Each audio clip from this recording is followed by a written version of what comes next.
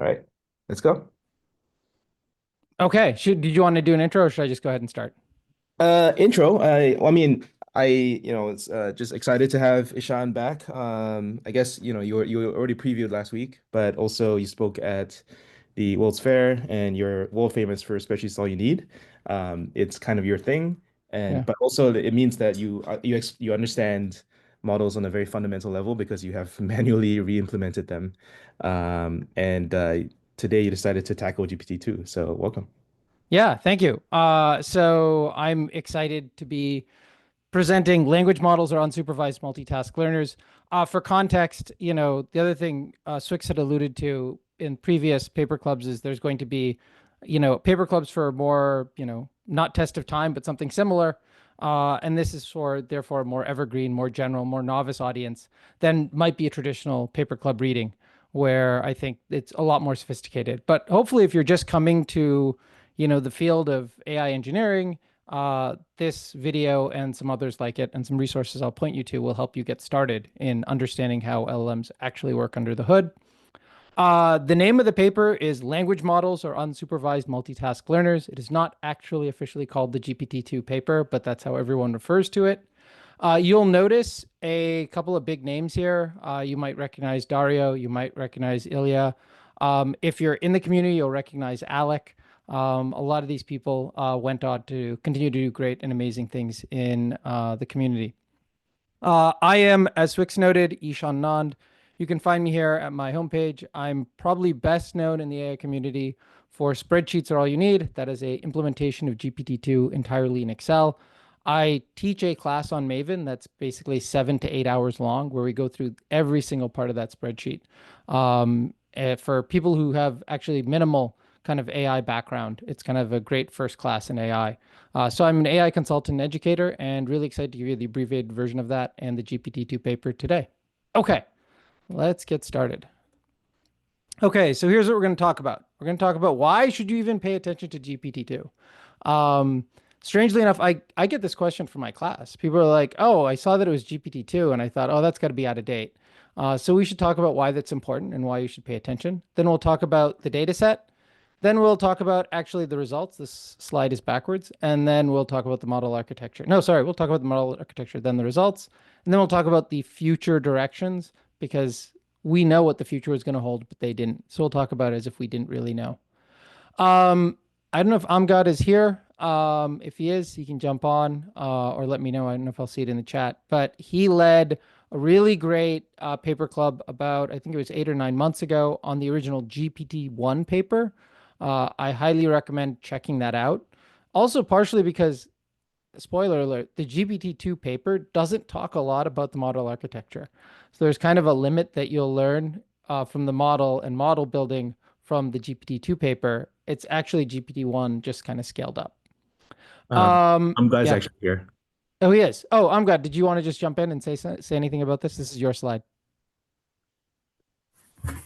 Yeah, can you guys hear me? Yep. Yes. Cool. So thank you for having my overview about GPT-1. So as you said, GPT-1 is like the precursor to GPT-2. The architecture is roughly like almost exactly the same. There are going to be some little differences that I think you're going to present in today's discussion, but I think everyone should at least give GPT-1 a read or try to see how they actually achieved or settled on the transformer architecture and also the training objective of language modeling and the next token prediction. We've got some cool resources for you guys. We have the official paper from the OpenAI team. We also have a blog post, basically a write-up about GPT-1 in 2024. So having a futuristic or like looking back on the GPT-1. And also we have, as you mentioned, the paper club episode about GPT-1. It is recorded and it is on YouTube. So yeah, please make sure you at least give it a read or something like this. It's going to be an immense resource for you guys. And back to you. Okay, thank you. I see a request for the slides, which is a great question. So let me do that right now because my pet peeve is people who hold out the slides from you. So let me do this. Anyone with the link, you can go ahead and comment. Copy link, and then I will drop it in the chat. Let's see. There we go. So you should have it in the Zoom chat, and I will drop it, or somebody can drop it, please, in the Discord as well for the paper club. Thank you. Okay, thank you. Great. Whoops, we're not going to autoplay the video. There we go. Okay, so let's get started. So first off, why GPT-2 matters. The first thing is it was one of the first cases where we saw one model is really all you need. We had a single model that solved multiple tasks. And here's the key, without any supervised training on any of those tasks. It had one simple objective, which was to predict the next word, and that let it learn how to do many multiple tasks. This seems obvious today because, we're basically 6 years later, but at the time it was not obvious. GPT-1, for example, was pre-trained to predict the next word. And then what they did is they stuck different structured output configurations on top of it and fine-tuned it on each of these tasks like classification, similarity, multiple choice. So actually this is right from the GPT-1 paper right here. So this is from GPT-1. That was the setup. So we had one model that was pre-trained and then fine-tuned and then had structured output set for every single task. So it still was not like ChatGPT where you could just talk to it, and GPT-2 still quite wasn't there, but you could start getting prompt engineering to get the right result. By contrast, GPT-2 was pre-trained again on predicting the next word, but then you just gave it task-specific prompts, few or zero-shot prompts, as we'll see in the results section, to get the desired output that you wanted. A useful and interesting comparison contrast is the Google multi-model. And you'll recognize these names. Noam Shazir, Aiden, Kaiser, Vaswani, a lot of the same people from Attention Is All You Need. These guys know how to name a paper, I'll say. One model to rule them all, obviously a Lord of the Rings reference. And here it is. It's a multitask model. It's even multimodal, and believe it or not, it's also a mixture of experts. It can take a image, it can caption it, it can categorize it, it can do translation. And this is way back in 2017. But the key thing is that it was supervised fine-tuned or supervised tuned for each task, although it was done jointly all in the same model. And they had task-specific architectural components for each task. So it was not the same kind of like just predict the next word. It was, I'm going to give you these data sets for each of these different tasks, but I'm just doing in the same model across them. So the key hypothesis of the paper then is that, as you see here, our speculation is that a language model with large enough capacity, so something that's large enough, will infer and learn to perform tasks demonstrated in that data set, regardless of how you procured them. And it'll be able to basically learn multiple tasks entirely unsupervised. And this is right from the GPT-2 paper, which I'll pull right up. I'll go back and forth between the paper. Where did they have this? There it is. It's right. Our speculation. Right there. It's right here, right in the beginning. Okay. The other key element here is that it's the emergence of prompting is all you need, and the emergence of prompt engineering. So here we're just using prompts in order to condition the model. So kind of a follow-on to what we talked about earlier. We started to see prompt engineering be taking a role for the first time as a way to control a model where previously you would have stuck a different head on top of it and fine-tuned it. It's also the emergence of scale is all you need. So this multitask capability emerges and improves as the model's training time, size, and data set increases. As you can see here, when we look at GPT-1, then GPT-2, which basically was a 10x scale up on the size of parameters, also in the data set size. And then it set the stage later for GPT-3, which was going to scale it up by 100 times on the number of parameters, with the idea after they saw these results that, hey, we'll just simply scale up the model larger and we'll get better results. The other interesting thing about GPT-2 is it's also the continuation of this idea that the decoder is all you need. So if you're new to transformers, transformer has traditionally in the original Vaswani implementation had the left half here, which was called the encoder, and then the decoder on the right half, which was in charge of generating the output. And they basically dissected in half and said, you only need the decoder because all we're going to do is basically text generation.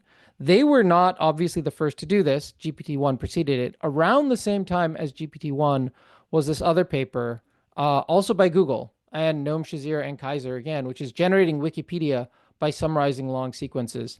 It was another decoder only. And I'm not sure who was first. They're both published in 2018. This one was published in January of 2018. GPT-1, I think, was middle of the year, but you never know when these start. So it's not quite clear. Moving on. This eventually ended up being, as we now know today, the most popular way you would implement a large language model. And GPT-2 is basically the ancestor of all the major models you have probably familiar with. So GPT-4, Claude, ChatGPT, Cohere is in here, Bard, now Gemini, Llama. They're all decoder transformer models. So the key idea is if you understand the GPT-2 architecture, you're basically 80% of the way to understanding what a modern large language model looks like. A lot of the components are still the same. Maybe they've replaced layer norm with RMS norm and so forth. There's probably only a few other changes, but you've most of the way there. It's 80%. So it's highly influential.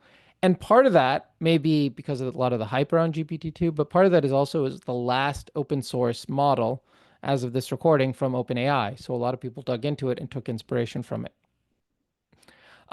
It was also probably one of the first AI models to break out of the AI bubble.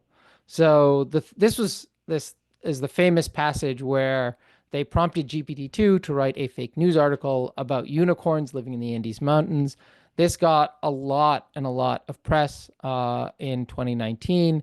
In fact, it was one of the reasons, the risk of misinformation, that initially the open source release of GPT-2 was only the smallest model. They didn't release the source or weights for the larger model until later that year. I believe it was in November. And it got a ton of attention. It was called the AI model too dangerous to release, which, for better or for worse, made it break through the AI bubble and into the public consciousness. So that's why GPT-2 is all you need, in a sense, to get started and why it's so important to the field. Okay, now let's talk about the data set, because the data is a huge part of any AI model, especially the large language model. The problem they faced is if we're going to train a unsupervised large language model, we need a data set that is sufficiently large, that is high quality, and that demonstrates a wide range of tasks that the model can learn from, because it should be embedded in it. It should be sufficient enough that it has that wide variety, even though we're not explicitly going to fine tune it on any of these particular tasks. And the solution they came up with was to create a new data set using the internet. Let's just grab text on the internet. But we also need it to be high quality. So we're going to use social media for a quality signal. And then because the web, I say internet here, I'm really talking about the web, has a wide range of tasks, it should be sufficiently large. If we have a large enough data set, it should demonstrate a variety of different tasks that we can use to test the model. So they created this data set called WebText. First, they started by gathering all the outbound links from Reddit before December 2017. Then they removed links with less than 3 karma. So that was their quality signal. If it didn't get enough karma, then it was not a high quality link. I want to be really clear. They didn't actually scrape Reddit and Reddit conversations. They just used Reddit to rank sites, kind of like how Google ranks sites through PageRank. At this point, they realized Reddit might be a better way of human quality. Then they actually removed Wikipedia entries. And the reason they did this is some of the tests we're going to talk about later are actually tests that involve Wikipedia as part of the data set. So they wanted, as part of the evaluation. So they wanted to avoid data contamination and not putting, training the model on text that it would later be tested on. They also, although not shown in this diagram, is they also removed any non-English text, or they tried to. Turns out some leaked in and turned into a capability to do translation. And then they extracted the raw text from the HTML files using the Dragnet or newspaper Python frameworks or libraries. And that got them WebText dataset, which was 8 million documents or 40 gigabytes of data. And to put this in perspective, the GPT-1 model was trained on the books corpus, which is a series of unpublished books that was about 4.8, roughly 5 gigabytes in size. So this is about an order of magnitude more data. It was pretty large. It was not the largest data set at the time. I believe there was a BERT one that was larger, but it was one of the largest. And then put it relative to GPT-2, I did an estimate at GPT-2 is roughly around another order of magnitudes bigger than this. Sorry, GPT-3 compared to the GPT-2 data set for WebText. Okay, now let's talk. Oh, let's see. We got questions. Let's see. Should I pause for questions or just keep going? I mean, if anyone has questions, now's a good time because you just Okay, you sure. just I just opened the door for it. Are there any questions? I see it keep going. Looks like people are handling some of the questions in chat. Okay. Let's talk about the architecture of these models. So the GPT-2 models, I put this in quotes, were a series of 4 models. A couple notes. So I put GPT-1 as a comparison point. GPT-1 was 117 million parameters. It had 12 layers, 768 for the embedding dimension, and a 512 context length. The other 4 the 4 models that they create for GPT-2, when you read the paper, you should note that they do not refer to them as small, medium, large, XL. That came after.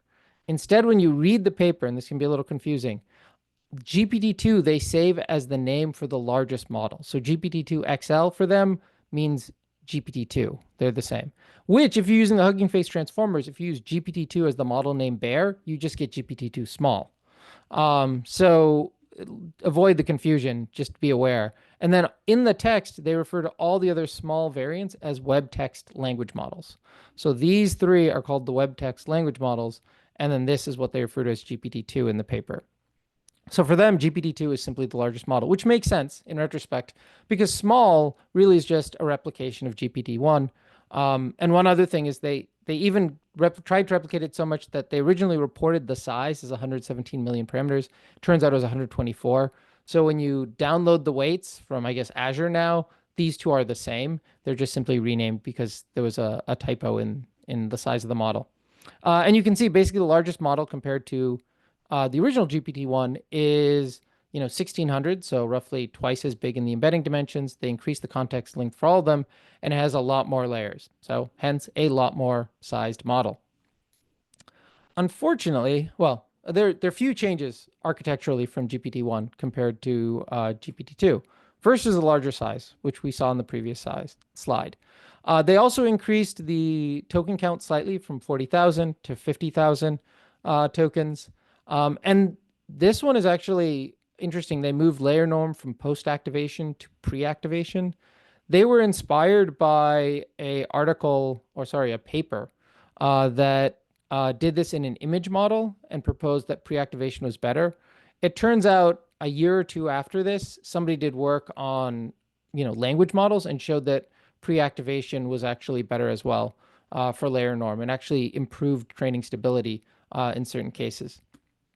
Unfortunately, the paper has few details on the actual training. So we know that the batch size was 512, but the learning rate was tuned for each size model, but the exact numbers are not specified. And this is really interesting because, the GPT-3 paper, for example, went into a lot more detail on this. In fact, it's, I think, right here near the beginning. Let's see, there it is. You've got a table here on the batch size learning rate. And I think the appendix actually has the Atom W parameters as well. So there isn't a lot of detail on how the model works and how it's specifically trained. Thankfully, however, the community, partially because it was eventually open sourced and had so much attention on it, came up with a large number of implementations. So there's the official OpenAI implementation, which is right here. And one thing I like pointing out to people, if you go into the source and you click on this, if you're new to AI and machine learning, you don't realize how small the actual code is because all the knowledge is in the parameters. If you add up all the code here and you take out the TensorFlow, it's basically just 500 lines of code. It's like one of my favorite statistics to help people understand, yes, you can understand this. It's only 500 lines of code. You can grok it if you just, spend a week or 2 on it. So don't feel like this is magic, that you'll never understand. The most popular way to use it probably today is through Hugging Face transformers, which is another implementation of it that uses the same OpenAI weights that they released publicly. And then, whoops, there we go. This is technically not an implementation, but a really popular guide to how the inside of the model works. I found this an extremely helpful resource as well, where Jay Alamar, who's now at Cohere, goes through in detail how every single step of the transformer works. He has really great diagrams and illustrations for how the model works. Another popular implementation is Mini GPT from Andrei Karpathy, which is a PyTorch reimplementation. The original version of GPT-2 was in TensorFlow, so this one's in PyTorch. You can see it here at GitHub, and it's also OpenAI weight compatible for GPT-2. And then he has LLM.C, which implements GPT-2 entirely in C without any PyTorch for performance. Lesser known, but I think equally interesting implementation is Transformer Lens from Neil Nanda. And I think this helps go to why GPT-2 is so interesting and important. A lot of folks in mechanistic interpretability like to use small models to do experiments. And Transformer Lens is a tool for running understanding and interpretability experiments on large language models that are GPT-2 style. In fact, if you see the video that I did at the AI Engineer World's Fair last year, I do a version of Golden Gate Claude. That was thanks to Neil Nanda and his team, who had done sparse autoencoders, partially using a version of this thing called SAE Lens for GPT-2. And I just basically used one of their vectors and stuck it in my spreadsheet. And that was a huge benefit and boon. But it's a great way to learn how these models actually work by doing experiments on them. Another great visualization is this one, which is Transformer Explainer. It has some really nice graphics. You can watch essentially how information propagates through the network. Another great visualization is this one, which is very popular. It's got Nano GPT, GPT-2 Small, and GPT-3.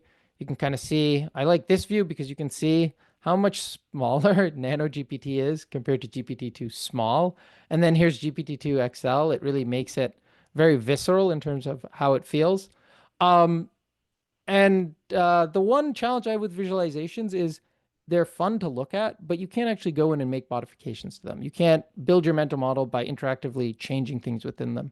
So there's mine, which is spreadsheets are all you need, which is an Excel file that implements all of GPT-2 Small entirely in Excel.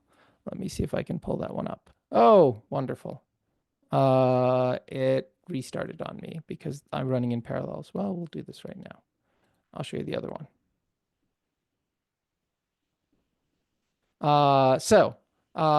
That one, you can see there's a video right here from AI Engineer World's Fair, and I walk through the spreadsheet version of this, of GPT-2. It's a really abbreviated version of how the model works. And then the most recent version is this one, which is GPT-2 entirely in your browser. So this one's entirely in JavaScript. And let me walk through it for just 5 or 10 minutes as kind of an intro to how transformer models work. Before I do that, I am going to give you a 5-minute introduction on how to think about a transformer model. So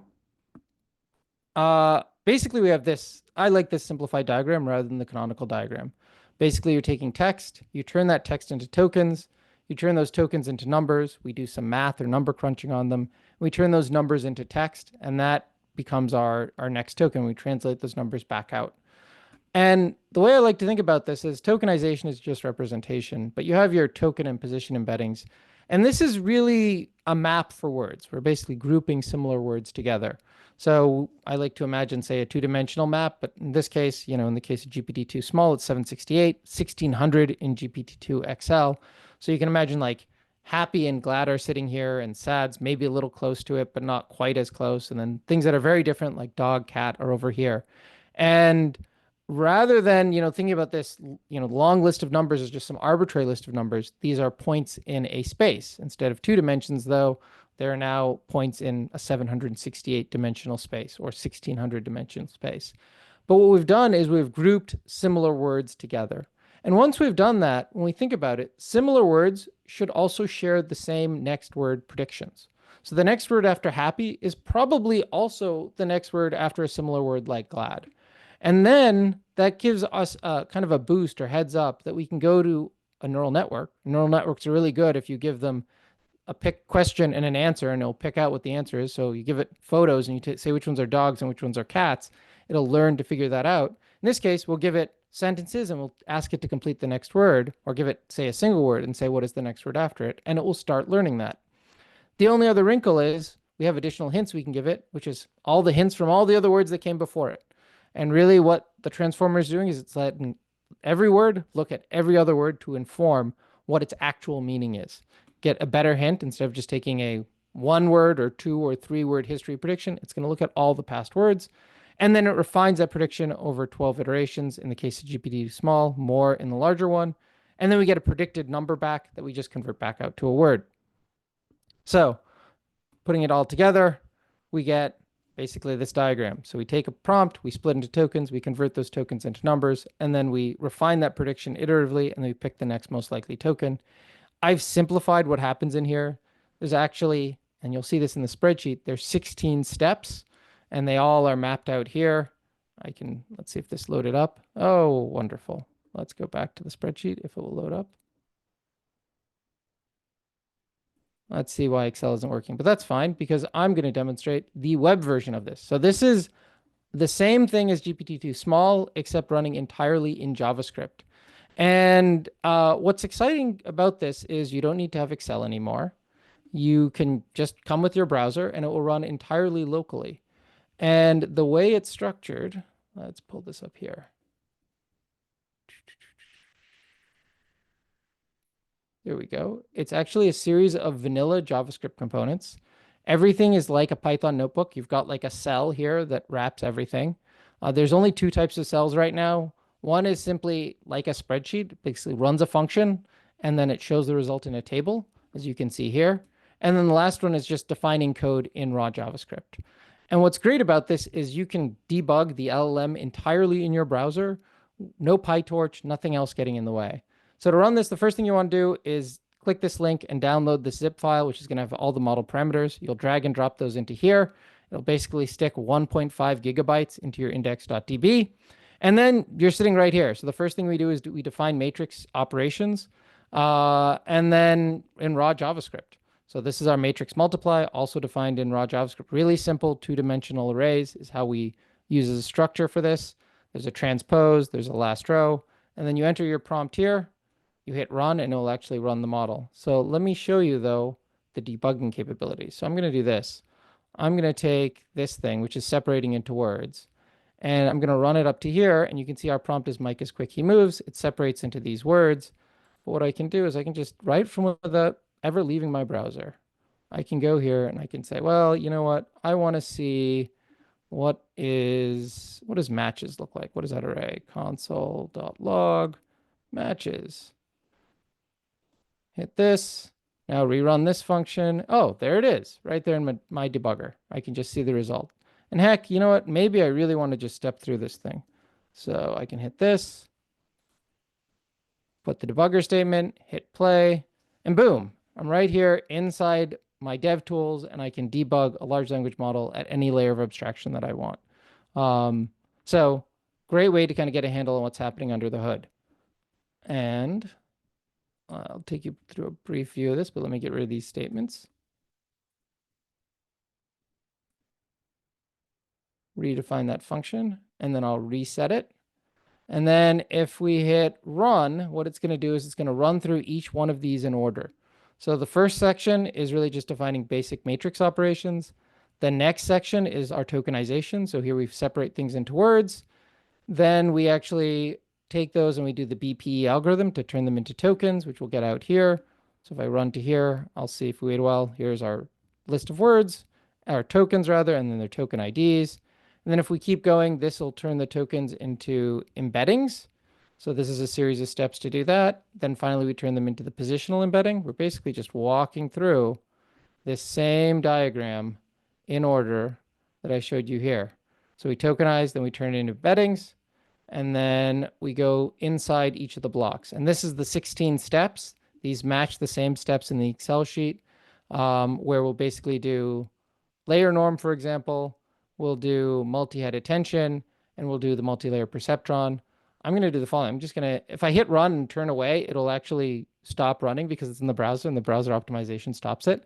But you can hit run, go to this page right now, and then click it, and you can watch it run. It'll take about a minute to predict the next token.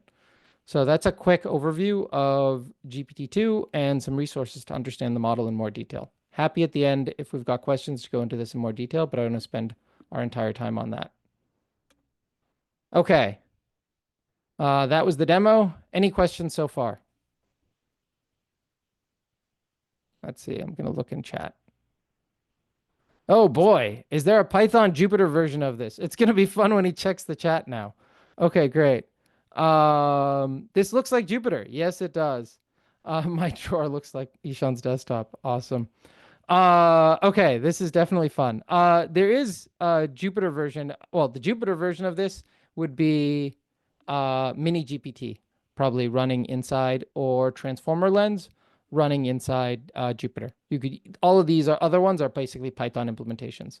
This one is no Python. You can just run it right in your browser. So nothing to install. So no Jupyter. You don't even need Python. You can just use JavaScript. Helps web developers kind of get up to speed. So that's the answer to that one. Is there an intuitive way to understand positional embeddings? Yes. I'll pause for this. Let's see.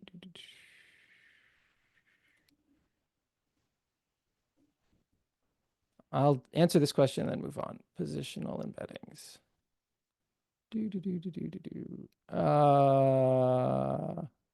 Okay. So you know that probably embeddings we've talked about, right, are positions in a space. I showed another diagram where basically we had elements in some two-dimensional space. I showed it as just 2 dimensions. Here's your canonical man, woman, king, queen, where king minus man plus woman equals queen. This is a contrived example, and we've put them in different parts of space. When the problem we have is that, let's go back to this. In English, the dog chases the cat and the cat chases the dog have very different meanings. Position matters, right? So here's another example I use in my class, which is if I take the word only and I put it into 4 different positions, these are 4 different sentences, right? Only I thanked her for the gift means nobody else thanked her. I thanked her only for the gift means I didn't thank her for anything else. The problem we have is that in English, word order matters, but in math, very often, position does not matter. So 3 plus 2 is the same as 2 plus 3. So they both equal 5. And so this is one of the hardest things to realize. What the large language model is doing is it's taking a word problem and it's converting it to numbers, turning it into a number problem. This is a realm where order matters, and this is a realm where order does not matter. And so the math, everything after the equal sign, cannot see the order of the stuff between them, even though, I don't know if the spreadsheet came up. Let's see. There it is. Even though you can look in this spreadsheet and you're like, well, why can't it see it? I can see it in order, just like you can see in order. Let's pull PowerPoint back here. Just like you can see the order between 2 plus 3 and 3, you can see the addition. It can't. The math can't. So what we need to do is give it a way to understand what the position is. So the way we do that is we basically say in GPT-2, note that there's something called rope, which does it slightly differently. We say that, let's go back to this diagram I led with. The woman at position 0 probably means the same thing as woman at any other position. So we're just going to move it slightly so that woman at position X is almost in the same location in the embedding space as woman at position 0. It's just slightly offset. And in general, we're going to just move it slightly in some regions so it doesn't move around too much, but stays close to it. So it can at least tell woman at different positions from other positions. Inside attention is all you need, which was the original transformer paper. They basically use the sine and cosine. If you remember sine and cosine, they limit to 1. So they're basically keeping it in this circle. It's oscillating around this. Inside GPT-2, they actually just let it learn the positional embeddings itself. And they are simply just added. So the way this works inside the spreadsheet is here are your token and text embeddings. Sorry, right here. So this is the embedding for the word Mike. This is 768 columns after column 3. Same here for all these other ones. each one of these, if you look at this formula, you'll see there's a plus model WPE. That is a set of parameters right here. So the first row, so this is what, a million parameters looks like. It's a bunch of numbers. So for anything that's in the first row, this number gets added to it. So you can actually go back to the one I showed you right here, and you add negative 0.18 to that value. And the thing that's in the first row gets that added to this position right here. And then the thing that's in the second row basically gets every element wise added to it, the token for the next, so the second row gets added to whatever's in the second position. The token in the third position gets the third row added to it. And this goes for all 1024. So there are 1024 rows here for every single position in the context. Okay. Oh, I was off by a column. So that math only worked on the second column. Let me keep going so we don't run out of time, but I'll take more questions later. Okay. Okay. Let's keep going. Okay, let's talk about the results. So they got SOTA, which is state of the art, for 7 out of 8 language modeling tasks at 0 shot. I'd call this actually, they claim it's 0 shot. Some of these I'd call as few shot, but at the time it was probably good enough to call it 0 shot. So here are the different tasks and here are the results. I'm going to go through a couple of the notable ones. So one is Lambda, which is a task of predicting the next word of a long passage. And this data set is set up so that you can't predict the next word just by looking at the target sentence or even the last previous sentence. You need to go through the entire passage and have some kind of sense of understanding to complete it. So here's one where it's like they've underscored or underlined the word dancing because that's how far you have to be to find the word. That's the answer. I like this example from the paper because this is camera is the word to complete the sentence, and it's never even here. You have to infer they're dealing with the camera. He's like, you just have to click the shutter. So it's really a test of long passage understanding. In fact, I can't remember I believe something like long is the acronym for what this stands for. One thing to know is that GPT-2, when they tested it, was actually not fully doing that great, but it was coming up with completions to keep going for the sentence. And so what they did is they added a stop word filter and they only let it use words that could end a sentence because it would come up with other likely completions for the sentence, but they would have kept going. And so they would have been the wrong answer. So they basically had to modify slightly the end result in order to get the correct values. When they did that, they got, they achieved state-of-the-art results. This is the children's book test, similar, where you basically have a long passage and you need to answer a question here. So in this case, she thought that Mr. Blank had exaggerated matters a little. So again, it's a fill in the blank. And then you're given a series of choices, and then the data set has the right answer. Now, a large language model just completes the end of the sentence. It's not like a BERT model where it just, could complete somewhere in the middle that's masked out. So the way they set this up, because it's a decoder, is they computed the probability of each one of these choices. And then what those choices, along with the probabilities for the rest of the other words to complete the sentence, they added that up to one probability for each one of these, and then compared that joint probability of Baxter had exaggerated matters a little, Cropper had exaggerated matters a little, and they picked whichever one of those combinations had the highest probability according to the language model. This is the 1 billion word benchmark. It is the only one of the 8 on that table that GPT-2 did not hit state of the art. By the way, one thing I should add, it says we hit 7 out of 8. There are other tasks, which we'll talk about in a second, where the model did not hit state of the art. But in those language modeling tasks in that table, it was 7 out of the 8. Their conclusion is that the reason this happened is that the 1 billion word benchmark does a ton of destructive pre-processing on the data. So this is a screenshot from the 1 billion word benchmark. This is not from the GPT-2 paper, but it describes a bunch of the steps they do to pre-process it. And then the last thing they do is they do sentence level shuffling, which removes the long range structure.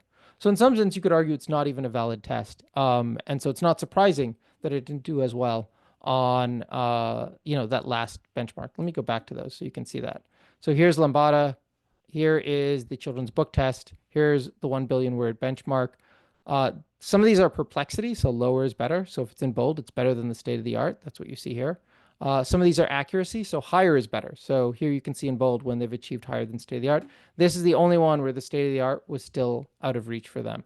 That was the 1 billion word benchmark. Another one they tried was question answering, and they did not achieve state of the art on it. This is the question answering data, conversation question answering data set. This is an example from the paper for that data set. And you can see it's again a passage and then a series of questions with answers and actually reasoning. So they didn't hit state of the art, but they're two interesting things. One is they matched or exceeded 3 out of the 4 baselines without using any of the training data. The other baselines had actually used the training data. They didn't need to. This is, again, the power of pre-training on a large enough data set, which is very surprising, at least was surprising at the time. The other thing that they note, which jumped out to me, is GPT-2 would often use simple heuristics to answer who questions, where it would look for names that were in the preceding passage, and it would just use that as its heuristic. And to me, that reminds me of, if you're familiar with induction heads, which are heads inside multi-head attention, whose whole job is to, if it sees a passage that says Harry Potter like 5 times, the next time it sees Harry, it's like, oh, the next likely thing is Potter. So it's very interesting to see even that kind of sense of something like an induction head inside GPT-2 in these early experiments. Another thing they tested was summarization. It was tested on news stories from CNN and the Daily Mail. And again, we have kind of early prompt engineering. They induced summarization by appending TLDR, too long didn't read, which is something humans had been doing for a long time now, to a passage, and it turns out to start summarizing. Unfortunately, it was not state of the art. You can see the results here. Here's GPT-2 TLDR, this row right here, and you can see the state of the art is doing a lot better, but it was still promising. The end result that came out resembled a summary, but it turned out it confused certain details, like the number of cars in a crash, or where a logo was placed, or things like that. And unfortunately, it just barely outperformed picking 3 random sentences from the article, as you can see, right? That's this line here. So then they wanted to test, well, is TLDR doing anything at all? So they dropped TLDR. And you can see GPT-2 without any TLDR hint is doing worse. So TLDR definitely is actually steering the model. It's actually prompt engineering the model. It's just the model isn't powerful enough. Okay. Another one they tried was translation. And in this case, they induced translation by few-shot prompting of English and French pairs. Again, we see this early prompt engineering. What was really surprising, even though they didn't achieve state of the art, is that they still beat other baselines, but the entire 40 gigabyte data set only had 10 megabytes of French data. So they went back and they found a few naturally reoccurring stuff here, but they were really surprised. So the performance was surprising to us since we deliberately removed non-English web pages from WebText as a filtering step. In order to confirm this, we ran a byte-level language detector on WebText, which detected only 10 megabytes of data in the French language, which is approximately 500 times smaller than the monolingual French corpus common in prior unsupervised machine translation research. That's really surprising. You might remember there was an example, I think this was Gemini or Bard, learn to translate a very esoteric language that has, I think, something like only 100 or 1,000 speakers by having a very small data set of it. I feel like this is kind of, parallels of that. And then they also tried question answering. So this is an example from that paper that rolled out that data set where you have a question coming from Wikipedia, and then a long answer, and then a short answer for each of those prompts. And so they did the short answer. They seeded it with question and answer pairs. Again, this is why Wikipedia was removed from the training data. And they got poor results. The baseline was like 30 to 50%. GPT-2 XL got 4.1%, and GPT-2 Small got less than 1%. They don't actually give us the number. But it does indicate that size helps. So maybe a sufficiently large model could exceed state of the art. If you want to get better than the baseline of 30 to 50%, just build a large enough model. And that's all you need to do. You don't have to do any other algorithmic improvements. There's this hilarious little footnote inside the paper. which says that Alec Radford overestimated his skill at random trivia. So if you, I don't know, run into a wild Alec Radford in his natural habitat of San Francisco, do not play dead, do not back away slowly, challenge him to random trivia, and you have a better than random chance at beating him. Okay, future directions. Okay. Really, this was the beginning of scale is all you need, kind of the things we talked about earlier at the beginning. Given that the web models appear to underfit the web text dataset, as they note here in this figure from the paper, it seems that size is improving model performance on many tasks. We talked about how GPT-2 small didn't do as well as GPT-2 large, and it seems like just increasing the size of the model improves things. So then the question is, does size help even more? And of course, that leads us to, hey, let's put a ton of money on making, instead of going up by 10, let's go up by a factor of 100.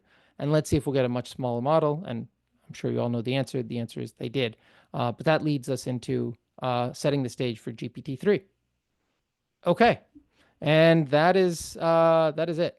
I will take questions in, I think, the 10 minutes we have remaining. And I'll look at the chat, see what we got. The chat is a mess. Oh, boy. Is that a good thing, or is that a sign of a bad or a good? Yeah, it means they're engaged. Yeah. It means they're having productive discussions. I feel like what's his name? Leanne had some questions about the sign function, which I mean I answered from my point of view, but I'm curious if you have a What's the question on the sign function? positional encoding is a spherical jitter in Yes. fitting space. Yes. Jitter to me means randomness, and there's no randomness here. Well, that's it's an adjustment. I called it an oscillation because it is, you're right, it is predictable. It's formulaic based on what position you're in. And so that's, that might just be a translation issue. I agree. Jitter typically means random, but it is, I called it an oscillation. So we'll just slightly move it around inside this space. That seems. Okay, Tell me, yeah. okay, that is jitter. That is a form of jitter. I don't like this explanation. Why not? Tell me. Because the position embedding is a whole different embedding. Like you're saying, we're moving the position of woman, but no, like we're pairing the position of woman with the position two having significance y or whatever. Like your example with the word order, you're not really changing the position of woman to anti-woman, right? Are you?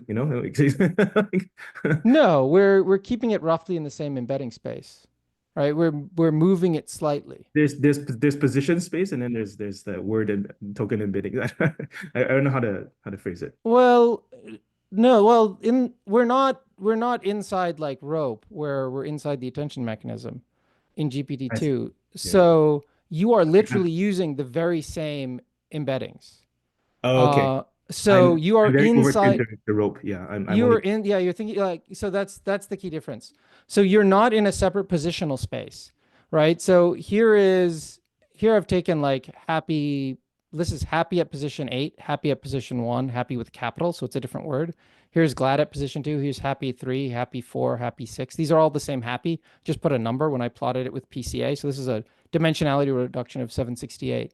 And these are, you can see, happy at 3, 4, 5, 6, 7, 8. They're all roughly close to each other. Glad is a whole nother word. I just put it at position 2 so we can see what it is. And happy 1. They're in the same, embedding space. This is the same embedding space as,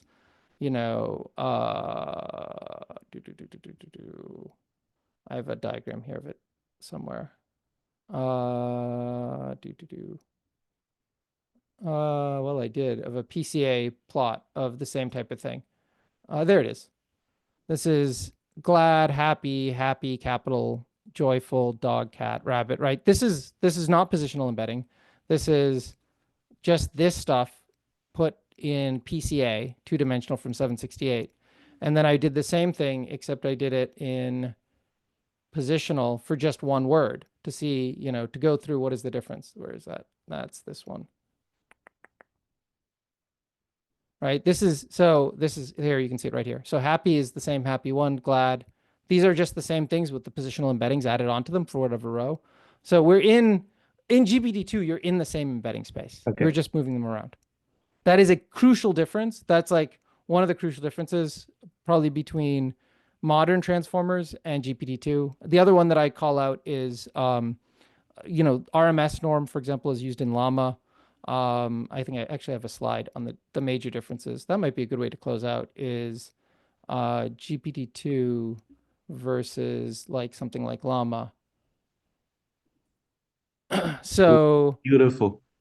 yeah, so you've got, so you can see this is Llama 405B. Like, what does a modern model look like compared to GPT-2, right? So they're both decoder transformers, just a lot larger size, right? Same architecture, more size. So more layers, embedding dimensions are larger, context dimensions larger. The training data and the training cost went up, right? We're talking 125 million is the estimate. And then the same pieces, but they're moved. So instead of learned absolute positional embeddings, we go to rope. Layer norm gets replaced with RMS norm. Multi-head attention gets grouped query. Galu gets replaced with Swiglu. And then the other key difference is, compared to ChatGPT, right, we don't have any supervised fine tuning, any RLHF. That process isn't there at all. It's just simply a pre-trained model, whereas models today typically go through some form of post-training. So that's a good way to kind of bridge us to what the future or the present looks like from today, at least the day of the recording. That's a great. Yeah, I need this, but updated for DeepSeek and. The next time I do my class, I'll probably redo this with Llama and DeepSeek. So I might add that column. So yeah. Any other questions? That's good discussion. Is this Llama 1? What? Llama 1 or Llama 2? Llama 3, 405B. Okay. The one in August. Okay. Thanks. Yeah, good question.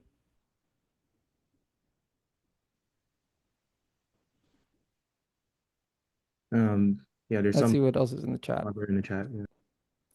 Why would you want pre-layer norm instead of post-layer norm? I see that one. I'm going to go to that one because I do have a slide for that.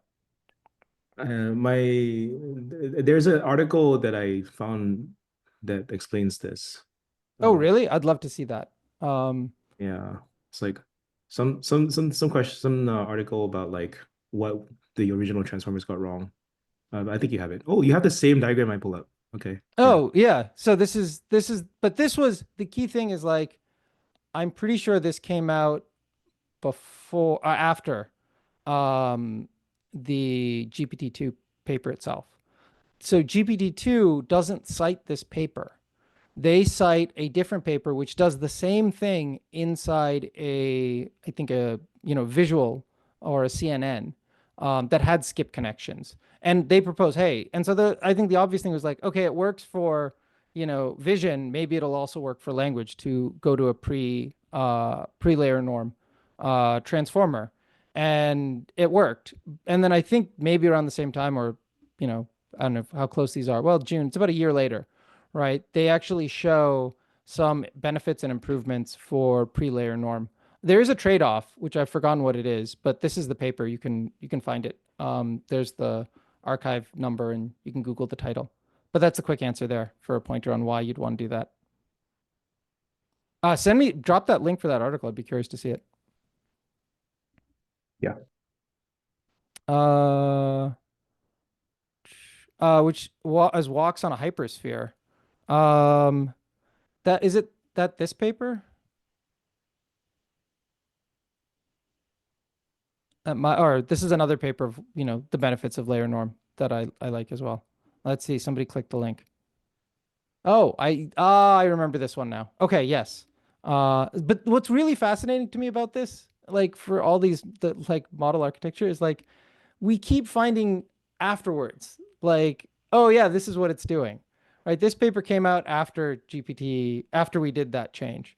And we keep finding ones. Like this is like one of my favorite ones where like I would have thought dropout would have explained self-repair inside these kinds of models, but this research claimed it was surprisingly layer norm. So it goes to show you how much of this is interestingly empirical, but guided by an intuition of playing with these things. Let me see if there's another chat I can address. Uh, uh, let's see. There is no maximum length angle among positional embeddings is entirely learned by the model. There's a question there of what is the maximum length angle. If you save these, I can reply to these in Discord, Swix. Yeah, gotcha. Let's see. Yeah. Okay. And there's the article. I know we're just at 2 minutes. Oh, that's the article you were pulling up. Okay, great. Yeah. It's basically a recycling of the one that you already had. Got it. Let's see. I'm trying to go through. Is there anything else you saw that was interesting I should cover in the last 60 seconds? Do I think we've hit the scaling wall? Different Peop- topic. That's a different topic, but I'll just say people who have said that have been have learned to rue the day. Now that we've got test time compute at least. Let's see.